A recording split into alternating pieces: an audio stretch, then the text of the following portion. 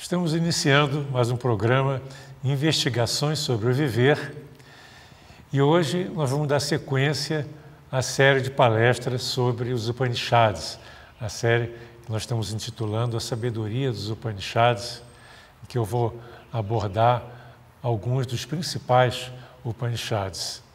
Na última palestra nós falamos sobre o Isa Upanishad, que é um dos mais conhecidos. E hoje nós vamos falar sobre o Kena Upanishad, que é uma das grandes paixões da minha vida, como vocês vão poder constatar daqui a pouco. Como vocês sabem, os Upanishads são textos muito antigos, não se sabe a data exata quando que eles foram concebidos, mas eles são fruto daquela sabedoria que é atribuída aos rishis, aqueles grandes seres que tinham um conhecimento, uma visão muito mais profunda da realidade. Então, na Índia Antiga, esses rishis deram, então, origem a uma série de ensinamentos. Esses ensinamentos, no início, eram transmitidos de forma oral. Inclusive, é interessante que os Upanishads, eles foram concebidos em sânscrito, né, escritos em sânscrito, e a cada Upanishad existem um conjunto de mantras, ou seja, os versos dos Upanishads em sânscrito são recitados em mantras. Existem hoje várias reproduções, né, várias gravações com os mantras de cada um dos Upanishads. É uma coisa belíssima, inspiradora. Eu mesmo tenho em casa vários desses cânticos, né, desses mantras dos Upanishads. Mas os Upanishads, de uma forma geral, eles tratam das questões fundamentais da existência. E esse Upanishad em especial, o Kena Upanishad, ele fala do relacionamento do ser humano, não só com o mundo exterior, mas especialmente com o divino, com o Supremo, com o Brahman, que é a palavra utilizada pelos hinduístas para esse ser que está além de qualquer concepção. Brahman, para os hinduístas, ele não pode ser descrito, ele não possui atributos e não pode ser conhecido pela mente também. Então, nesse Upanishad, existe uma investigação que é feita sempre em conjunto entre mestre e discípulo sobre a natureza de Brahman e sobre como nós podemos conhecê-lo e nos relacionar com Brahman. Então, é um texto um pouco difícil, mas de uma beleza, de uma profundidade que é impressionante. Eu, particularmente, assim, sou muito fã dos Upanishads, especialmente desse, né? Porque ele lança uma luz intuitiva, né? Uma luz sobre a natureza do ser humano do ponto de vista mais profundo. Nós temos a tendência a olhar para o mundo e olhar para nós próprios como um corpo físico e achar que esse mundo do lado de fora tem uma realidade própria. E os Upanishads, eles mostram que esse mundo que nós observamos pelos sentidos, na verdade, é uma projeção. Ele tem uma natureza fragmentária, ele não é capaz de nos oferecer as respostas para as indagações mais profundas da vida. Só que os seres humanos, até por ignorância, né, buscam sempre do lado de fora as explicações para questões mais fundamentais da existência, de onde nós viemos, para onde nós vamos, qual o significado da vida e assim por diante.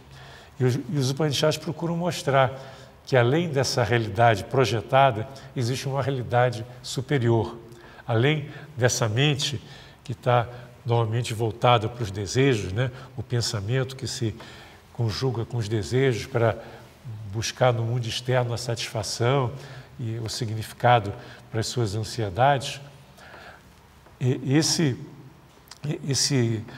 essa postura de vida autocentrada não leva à felicidade, não leva à autorrealização. Então, os Upanishads, né, trazendo essa sabedoria milenar dos Vedas, procura mostrar um pouco, né, do que vem a ser essa natureza que é a raiz de todas as coisas, que é a raiz do nosso próprio ser.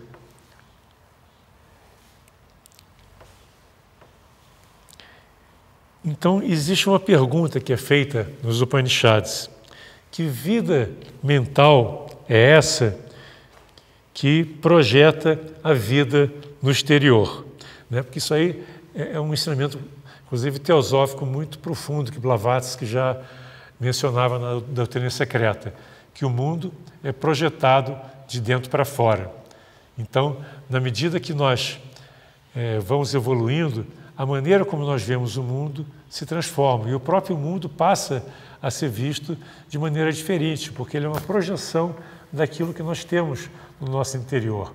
Então, quanto mais nós ampliamos a nossa consciência, mais a nossa visão de mundo vai se transformando. Então, daí essa pergunta, né? Que vida mental é essa, né? Que todos nós temos uma vida mental, não é?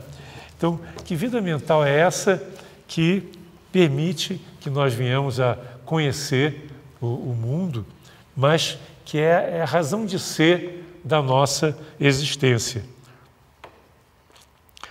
Então, os Upanishads procuram mostrar como nós podemos ir além dessa postura autocentrada, dessa postura baseada no pensamento, porque o pensamento procura entender a Deus, entender a Brahma, baseado nas suas experiências mundanas.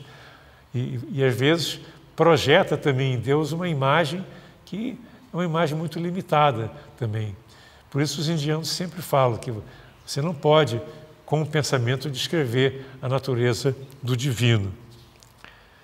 Então, os Upanishads, eles não representam a consciência de Brahman como algo estranho ao mundo mental e ao mundo físico.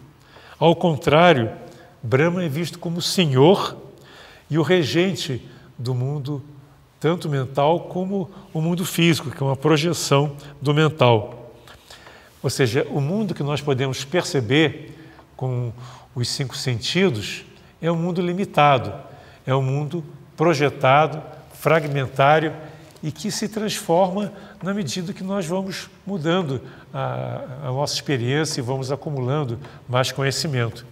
De maneira que é muito importante nós termos em mente que o mundo que nós conhecemos sensorial, ele é como se fosse uma sombra, não é a realidade em si.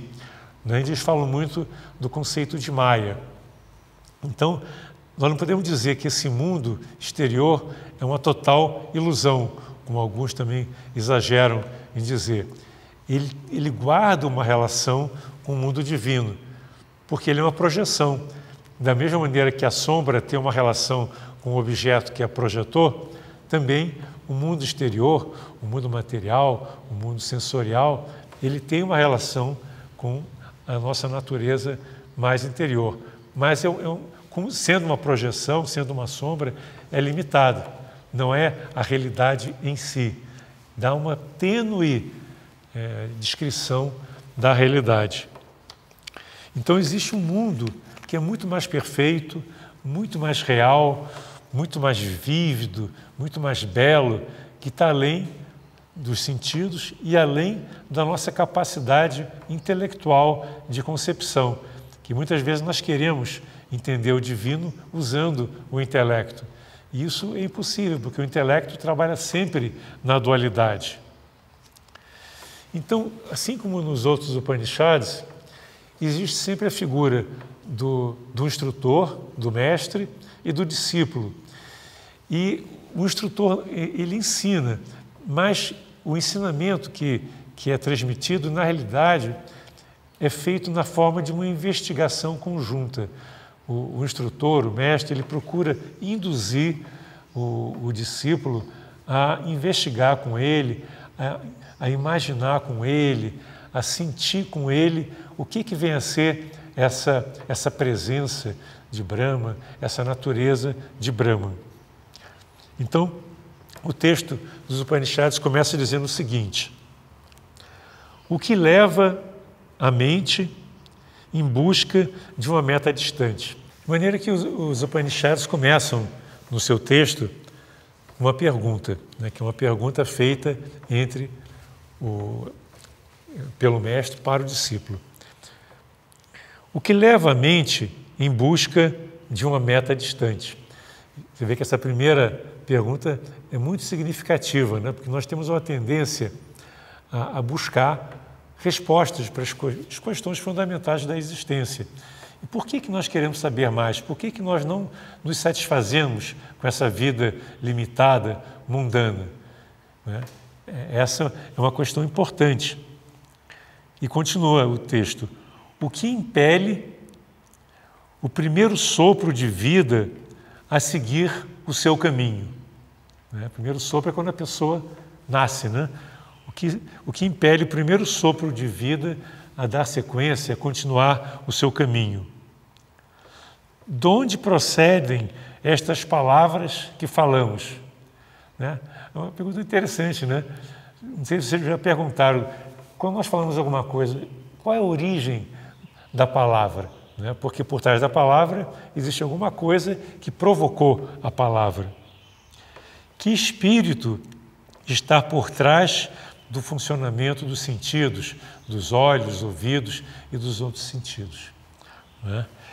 Então, há uma preocupação com o que e não o como muitas pessoas às vezes vão atrás. E aí a resposta que é dada é a seguinte: é aquilo que é o ouvido por trás do ouvido, o ouvido com O maiúsculo, né? Por trás do ouvido com O minúsculo. É o olho com O maiúsculo por trás do olho sensorial, que é o olho com O minúsculo. É a mente da mente, a mente maior, a supramente da mente. O verbo por trás da palavra.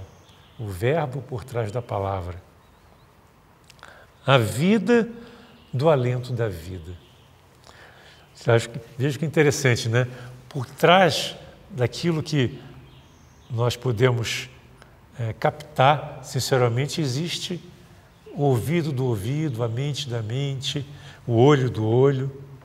É um conceito muito bonito, ou seja, é aquela ideia de que existe uma qualidade na audição, uma qualidade na visão.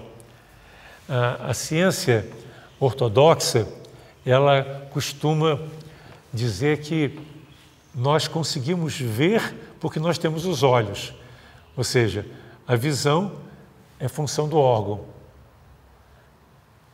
Já os Upanishads dão uma interpretação ao contrário. Nós temos os olhos porque nós temos necessidade de ver.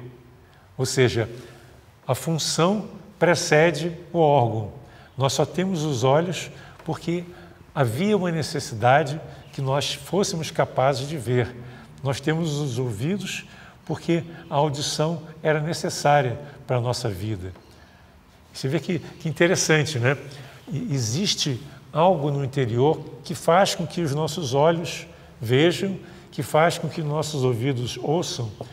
Então, essa função precede o órgão. O órgão é subordinado à função da audição, da visão e dos outros sentidos também.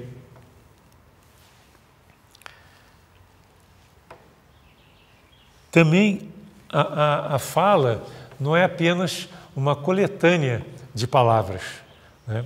Existe alguma coisa que reúne as palavras, que organiza as palavras.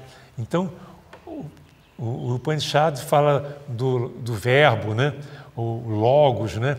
Aquele poder que concatena, que dá origem às palavras.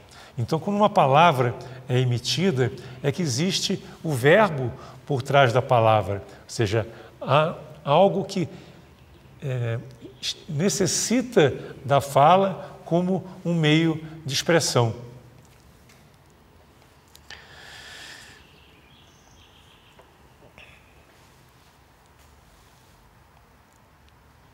Então, há um ser que está por trás de tudo aquilo que nós podemos perceber. Ou seja, nós somos preparados para sermos um instrumento do divino. E é por isso que nós possuímos os órgãos dos sentidos. Eles são criados no processo, né, da criação do ser humano, né, durante a gravidez. Nós somos desenvolvidos, né? O nosso corpo é desenvolvido, não só o corpo, mas também as capacidades do corpo, também a parte vital do corpo, as emoções, tudo vai sendo agregado de uma forma harmoniosa, porque existe uma necessidade que nós venhamos a viver nesse mundo para aprender, para aqui nesse mundo termos contato com os ensinamentos, com as vivências que vão permitir que nós venhamos a elevar a nossa consciência e nos aproximarmos cada vez mais do divino. E diz o texto, aqui nós estamos em um devir constante, ou seja, aqui nós estamos num vir a ser constante, ou seja, esse mundo ele é um mundo que está em constante transformação. Nada aqui no mundo é estático. Mas, por trás desse mundo que está sempre em revolução, esse mundo que está sempre buscando novos fenômenos, novas vivências, existe uma estabilidade, existe uma presença que dá significado, que é a própria razão de ser de tudo que se movimenta do lado de fora. Ou seja, existe uma inteligência por trás, né, de todo esse mundo manifestado, desse mundo que nós podemos observar pelos sentidos e pela mente também. Só que esse mundo manifestado é um mundo efêmero, né? É um mundo transitório. Tudo que existe, um dia vai ter o fim. Até as pessoas mais poderosas um dia vão desaparecer. As nações mais poderosas vão um dia desaparecer também. Tudo pode ter uma duração maior ou menor, mas vai ter o seu período de apogeu, vai decair e vai desaparecer, porque o mundo é fenomênico, o mundo é fragmentário e ilusório. Mas, por trás de tudo isso, há um significado maior, há algo que é a razão de ser de tudo isso que está acontecendo. As pessoas, às vezes, sentem um grande desânimo porque acham que esse mundo não está cheio de guerras, de conflitos, de desencontros, e há tanta feiura nesse mundo, né? Tanta falta de consideração por parte das pessoas, tanto sofrimento, porque elas não veem que por trás dessa movimentação externa existe uma lógica, existe uma inteligência e existe uma presença, e que tudo que acontece no exterior, na realidade, é projetado, está dentro de nós. E se nós nos transformarmos, o que é visto no exterior também se modifica. Então, os Upanishads procuram mostrar como que existe um caminho para a libertação, um caminho que nós vamos superar todas essas limitações que decorrem de estarmos voltados para esse mundo transitório e ilimitado. Então, diz o texto, aquilo, ou seja, Brahman, aquilo que está além, não é atingido pela visão, nem pela palavra, nem pela mente. Eu vejo aqui o texto tentando investigar a natureza daquilo que é a razão de tudo que existe nesse mundo, né? Então, aquilo não é atingido pela visão, nem pela palavra, nem pela mente. Não sabemos e não podemos discernir nem nos instruirmos a seu respeito, a respeito de Brahman, daquilo, porque ele não se enquadra no conhecido, está acima e além do desconhecido. Olha que interessante, ele não se enquadra no conhecido, porque conhecido é aquilo que está no domínio da mente, da memória, né? Mas está além do desconhecido. Por que está além do desconhecido? Porque o desconhecido também pertence à natureza mental, vamos dizer assim, à natureza intelectual. E o desconhecido ele é oposto, é o para-oposto do conhecido. Tem coisas que a gente conhece e outras que nós desconhecemos. Nós dizemos que um dia nós vamos conhecer. Então, o desconhecido é uma projeção. Brahman está além do conhecido e do desconhecido. Olha que coisa interessante, né? O conhecido é visto como uma cristalização do pensamento na memória.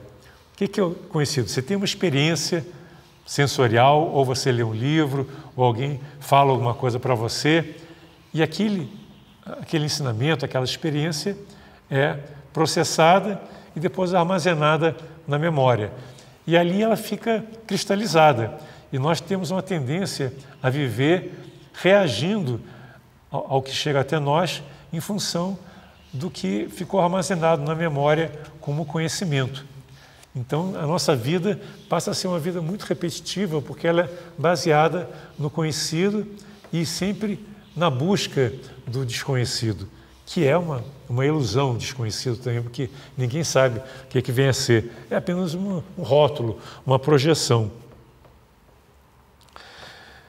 Aí continua o texto. O que não pode ser expresso pelas palavras, mas que por intermédio do qual as palavras são expressas, saiba que aquilo é Brahman e não o que se busca aqui. Vou repetir. O que não pode ser expresso pelas palavras, mas por intermédio do qual as palavras são expressas, saiba que aquilo é Brahman e não o que se busca aqui. Olha que visão bonita essa. Esse é o tipo do conhecimento que a gente tem que sentir, muito mais do que entender intelectualmente. É algo assim, muito mais vivencial, você entender que existe algo, né, que dá origem, é a razão de ser das palavras e de tudo que a gente pode captar. E continua. O que não pode ser pensado pela mente, mas por intermédio do qual a mente é capaz de pensar, saiba que isto é Brahman e não o que se busca aqui. É aquilo que faz com que a mente seja capaz de pensar, né? Mas não pode ser pensado. Olha que coisa fantástica. Você não pode pensar, mas é aquilo que permite que a mente exerça essa função de pensadora. O que não pode ser visto pelo olho, mas por intermédio do qual o olho é capaz de ver. Saiba que isto é Brahman e não o que se busca aqui. Esse que busca aqui é o que se busca no mundo, né, do pensamento, no mundo sensorial. O que não pode ser escutado pelo ouvido, mas por intermédio do qual o ouvido é capaz de ouvir. Saiba que isto é Brahman e não o que se busca aqui. Vocês veem, o que permite que o ouvido ouça? Né? Talvez muitas pessoas nunca tenham se perguntado. Né? É uma coisa que é tão natural, que a gente sempre viu desde que nasceu, que às vezes a gente não se pergunta por que eu sou capaz de ouvir? Né? Como que surgiu esse milagre, entre aspas, né? De eu ter a visão, de eu ter a audição, de eu ter a fala? Porque existe aquele, né, que é a razão de ser da fala, da visão, do pensamento e do ouvido. o que não se inspira pelo alento, pela respiração, mas por intermédio do qual a força da vida é projetada em todo o seu movimento. Saiba que aquilo é Brahman e não o que se busca aqui. Vou repetir. O que não se inspira pelo alento, mas por intermédio do qual a força da vida é projetada em seu movimento. Saiba que aquilo é Brahma e não o que se busca aqui. Então vocês vejam a beleza, né, dessa descrição até um pouco poética, né, da natureza de Brahma, como sendo a raiz sem raiz. Essa é uma maneira que Blavatsky falava de Brahma, né? A raiz sem raiz de todas as coisas. Quer dizer, tudo que ocorre no mundo, todas as funções que nós desempenhamos nessa vida são fruto dessa existência que permite que nós estejamos aqui, permite que nossa vida tenha realidade, tenha existência.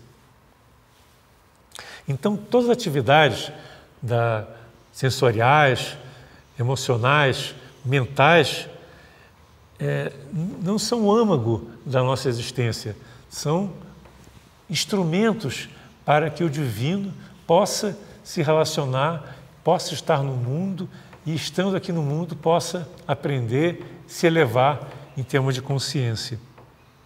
Então, a ideia é que nós venhamos a adquirir uma nova visão, uma nova percepção, uma qualidade mental que nós podemos chamar de supraconsciência, uma consciência que não esteja limitada às questões, às percepções mundanas, que não estejam limitadas àquilo que foi cristalizado na memória.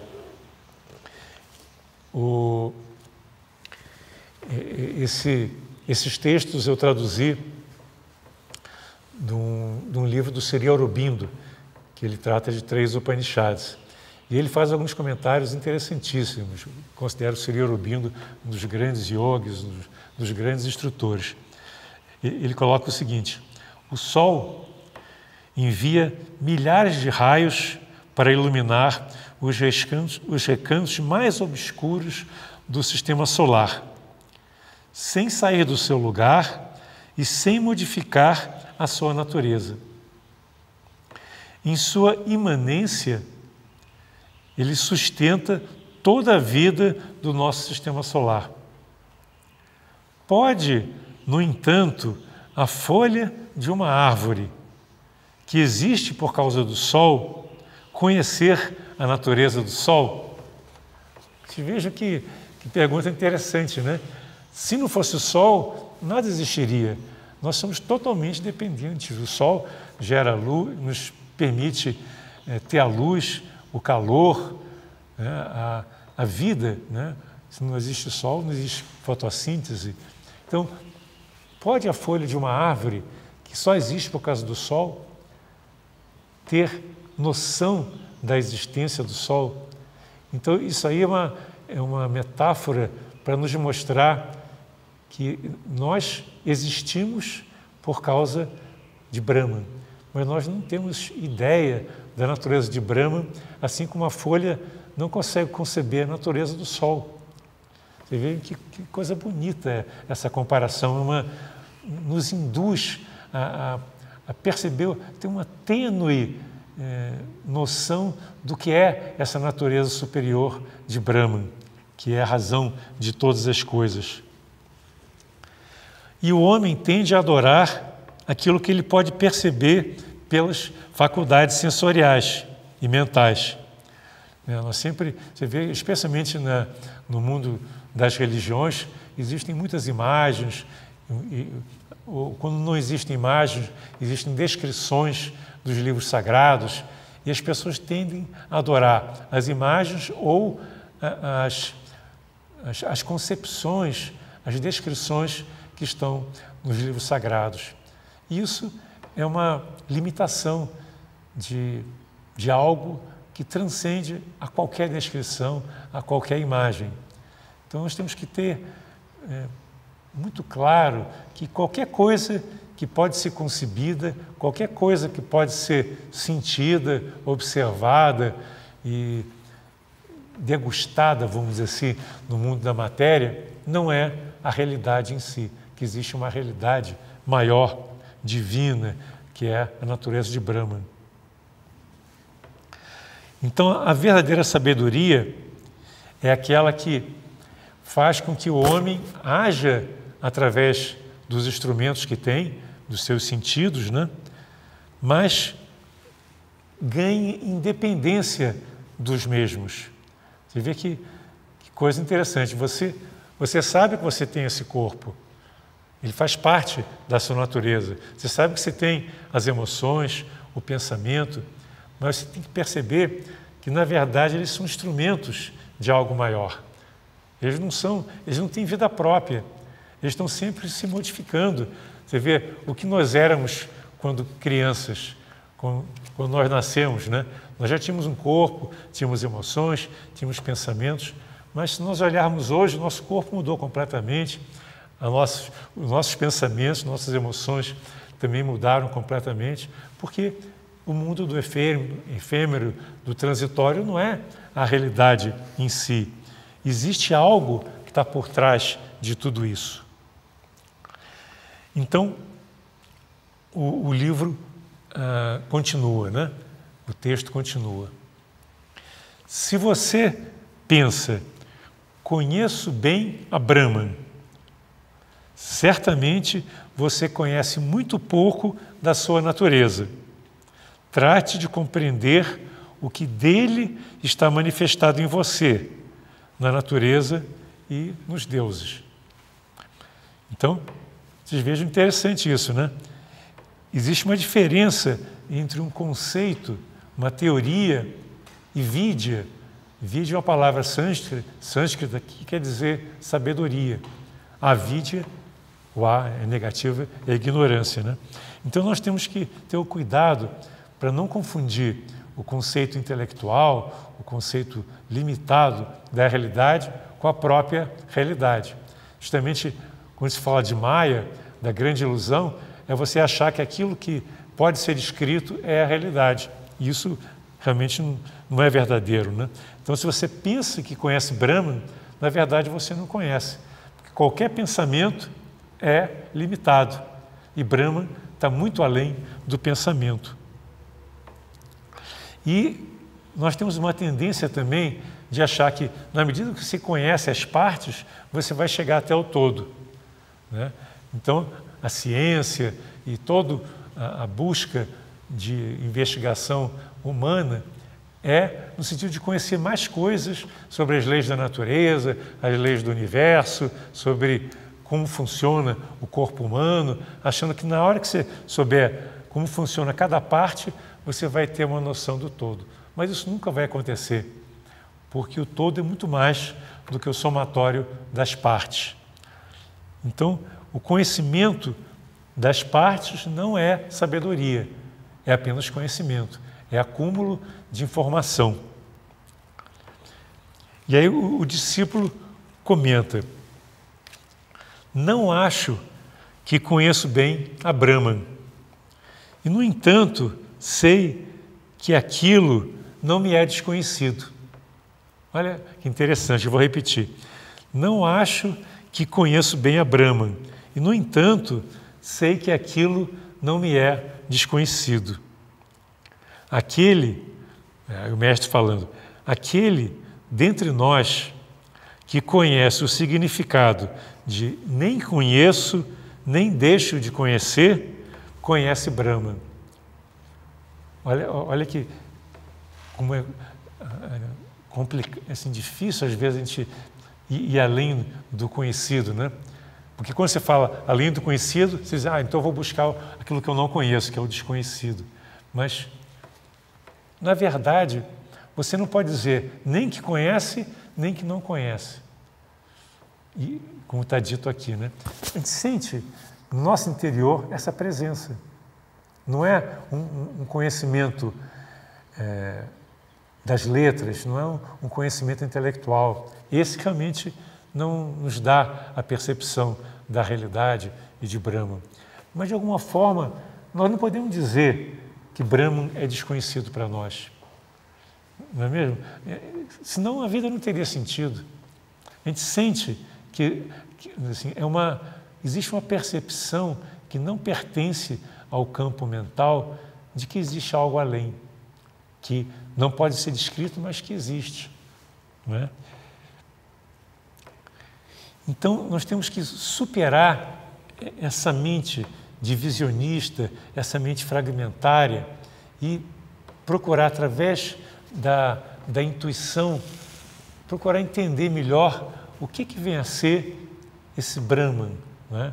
Mergulhando nas profundezas do nosso ser. Porque, através do manifestado, né, o mundo criado, vamos dizer assim, o mundo exterior, o mundo sensorial, através do estudo do mundo sensorial, do mundo captado pelos sentidos e pela mente, nós não vamos chegar a conhecer Brahman. Então, é necessário um momento de pausa, em que você coloca de lado tudo aquilo que você aprendeu, tudo aquilo que você percebeu sensorialmente, e se coloca dizendo, eu não sei. Eu sei e não sei ao mesmo tempo. Por quê? Porque o imanifestado, o eterno, Brahman, ele não pode ser conhecido pelo limitado, mas ele é da natureza daquilo que transcendeu o limitado. Então, se nós pudermos, de alguma maneira, tocar o eterno, tocar aquilo que está além da mente, aquilo que a gente pode, na literatura teosófica, a gente chama de Atma, né? Que é a chispa divina no homem, nós podemos nos aproximar de Brahman, não como um conhecimento intelectual, mas como uma presença dentro de nós. É interessante que a gente pode fazer um paralelo nas relações humanas. Muitas vezes nós dizemos que nós conhecemos alguém, né? Você casa com alguém, convive durante muitos anos e diz que conhece aquela pessoa. E aí aquela pessoa se comporta de uma maneira totalmente inesperada, inusitada, e aí você acha que a pessoa te enganou, que a pessoa não corresponde mais àquela pessoa com a qual você vem se relacionando há muito tempo, porque você criou uma imagem, criou uma expectativa em relação ao comportamento, em relação à maneira como aquela pessoa se expressa. Mas todos os seres humanos, toda a natureza, os animais, plantas, eles são divinos por natureza. Então eles têm um potencial de expressão que é infinito. E nós não podemos querer que cada um fique preso a um roteiro, a uma imagem, a uma série de formas de expressão que são limitadas. A cada momento nós estamos expressando também o divino através de nós.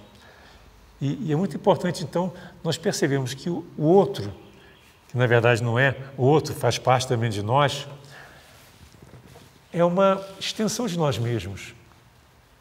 E que, se nós queremos conhecer, na verdade, melhor o outro, o nosso companheiro, né?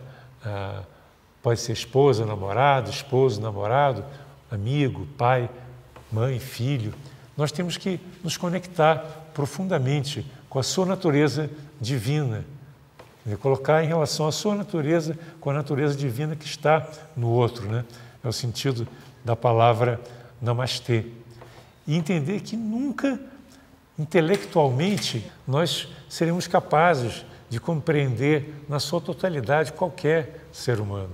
Nós temos que dar liberdade para que cada ser humano seja o que ele é na sua plenitude e na sua capacidade de transformação, adaptação, mudança que é intrínseca à vida. Porque na medida que nós aprendemos, nós mudamos.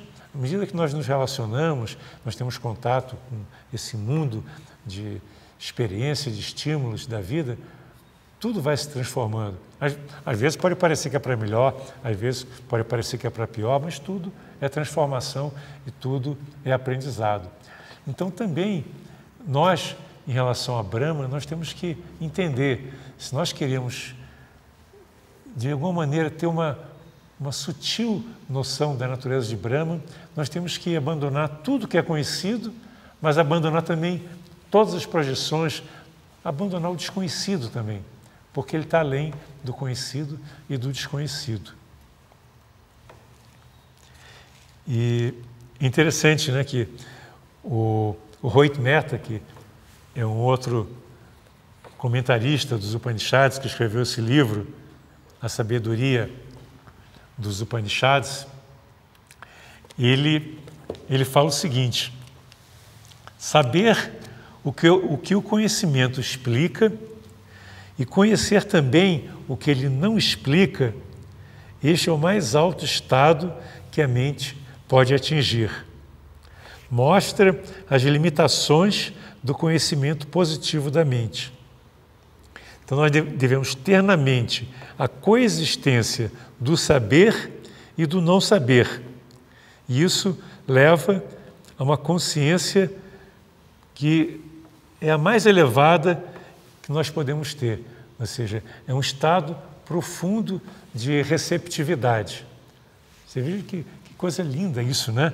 Você, ao mesmo tempo, utilizar o saber, nós não podemos desprezar o saber.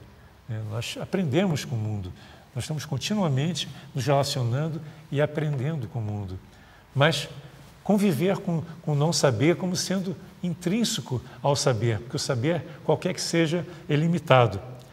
Então você, na hora que você convive, né, e percebe as limitações tanto do saber como do não saber, aí você pode levar a consciência ao seu mais alto grau enquanto ser humano aqui na Terra.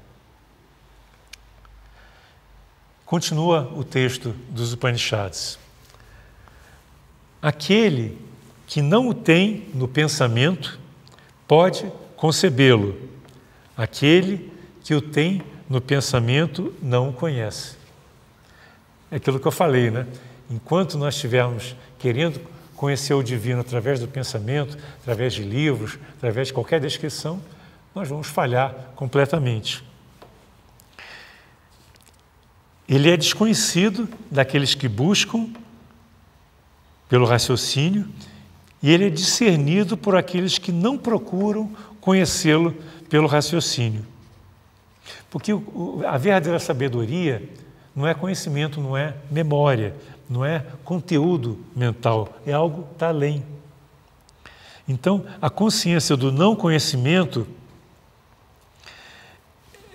surge quando você percebe que tudo aquilo que você acumulou, na verdade, é apenas uma visão possível, é uma das realidades que podem ser consideradas, mas não é a única realidade, não é a única forma de ver o mundo. É uma das projeções, um dos ângulos que se pode ver a realidade. Quando você tem um objeto, você pode ver esse objeto de diferentes ângulos e a visão que você vai ter desse objeto é diferente.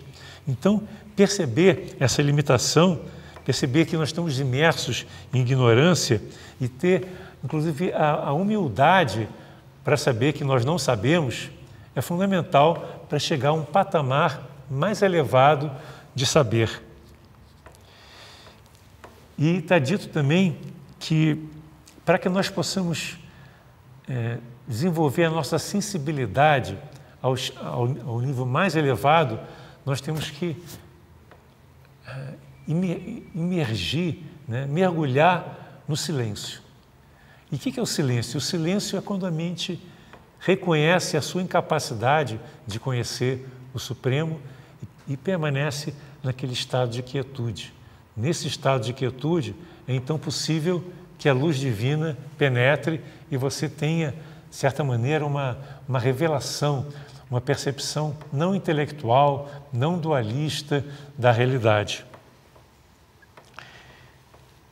Diz o texto também, Brahman é conhecido no êxtase de um despertar que abre a porta da imortalidade, abre a porta da vida eterna.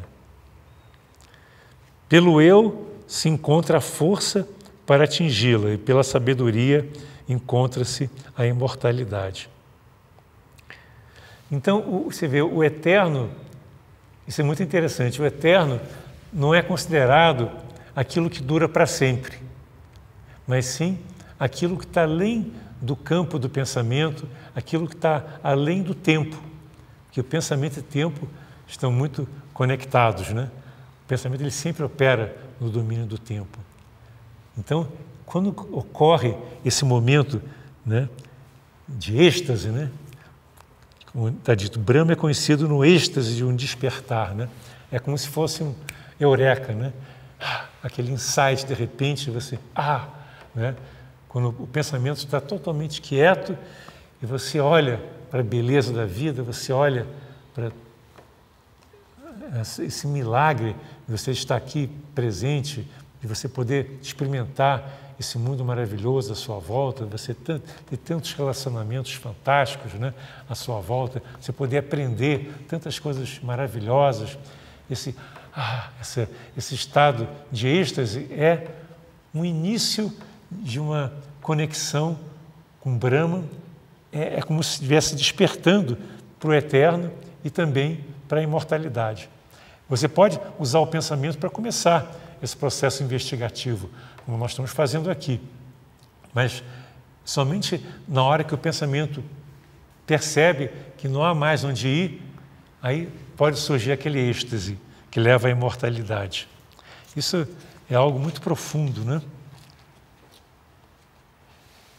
Então, o Rohit Mehta, ele fala, a porta para a vida eterna é esse intervalo, né, que é imensurável entre o saber e o não saber.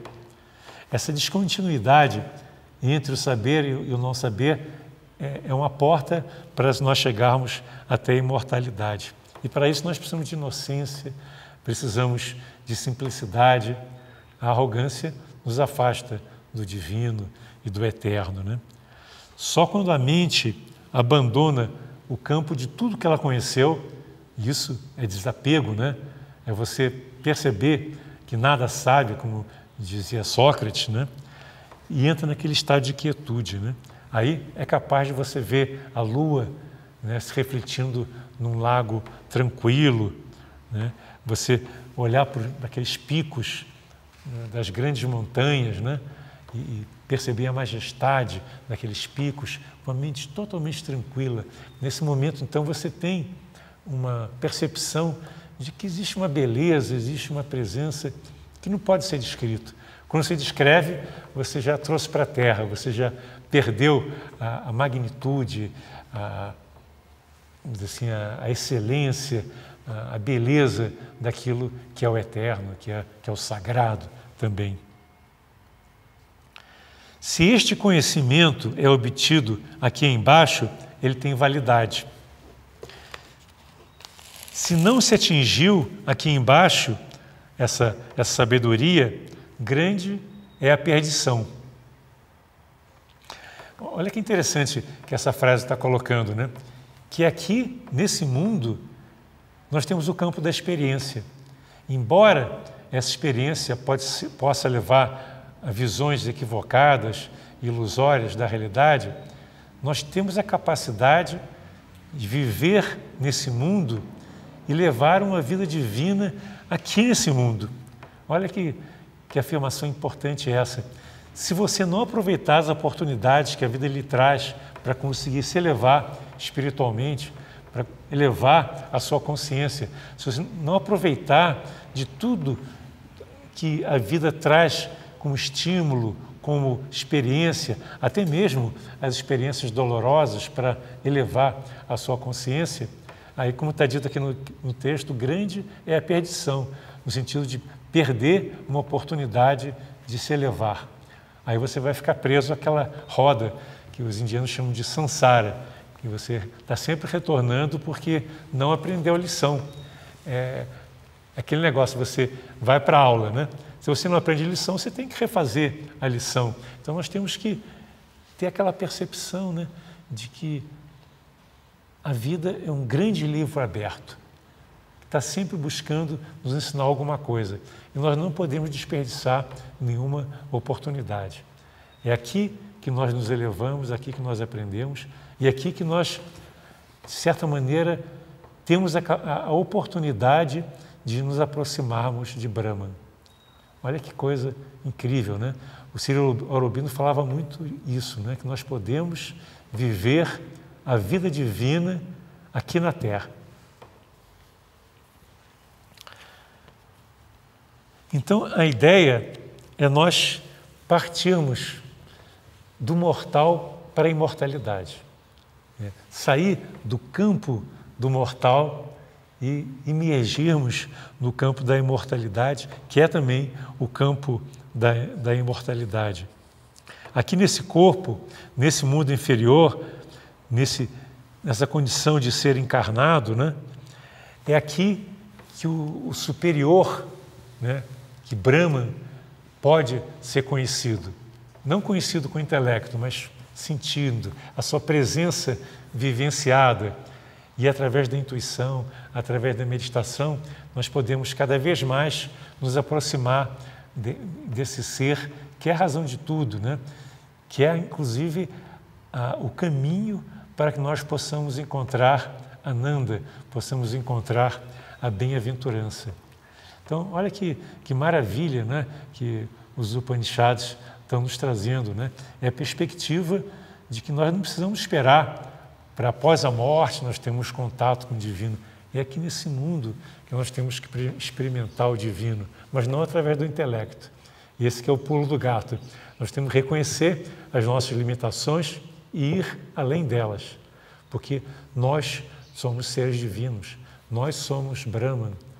Atma, que é a nossa fagulha divina, é una com Brahma. Tudo que existe na natureza, dentro e fora de nós, é também Brahman.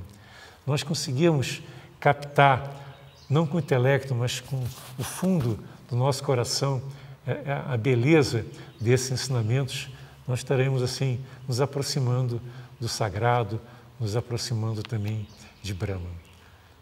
Então esse é o ensinamento que eu gostaria de deixar com vocês, que vivam essa presença, sejam essa presença, permitam que Brahman se expresse cada vez mais plenamente dentro e fora de vocês.